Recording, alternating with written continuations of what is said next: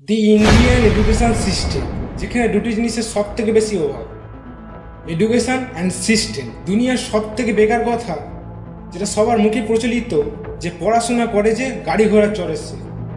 বর্তমান যুগে বাবা মা তার ছেলে মেয়েদের কোনো ইচ্ছার মূল্য দেয় না। সে যদি খেলোয়াড় বা সাংস্কৃতিক দিকে এগিয়ে যেতে চায়, তবে তার ইচ্ছাটাকে ওইখানেই ফুল স্টপ দিয়ে দেয়। আজকের দিনে কথা বলবো এডুকেশন ট্র্যাপ নিয়ে।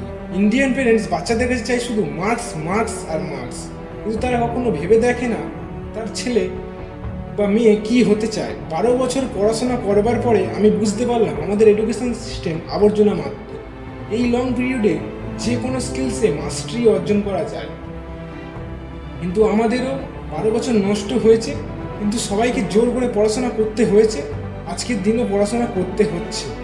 আলবার্ট আইনস্টাইন একবার বলেছিলেন, প্রত্যেক ব্যক্তি জিনিয়াস হয়, কিন্তু যদি কোনো মাছকে গাছে ওঠার অ্যাবিলিটি নিয়ে জাজ করা হয়, তবে সে সারা জীবন এটা ভেবে কাটিয়ে দেবে যে সে মূর্খ ছিল। সেভাবে যে ছেলেটি ক্রিকেটার হতে চায়, তাকে যদি সারাদিন বই নিয়ে পড়ে থাকতে বলা হয় এবং পরীক্ষায় পাওয়ার নাম্বার নিয়ে জাজ করা হয়, তবে তারও অবস্থা মাছের মতো হবে। এই শিক্ষা ব্যবস্থার ফলে স্টুডেন্টসের মধ্যে ট্রমা, ডিপ্রেশন ইত্যাদি দেখা যায়। সবশেষে ছাত্রছাত্রীদের উদ্দেশ্যে বলবো, সারাদিন বই নিয়ে পড়ে থাকলে হবে না, তার সঙ্গে দরকার এক্সারসাইজ ও হেলথের জন্য প্রপার রুটিন ও প্রপার স্লিপ। এই টপিকগুলি নিয়ে নেক্সট ভিডিওগুলিতে আলোচনা করব।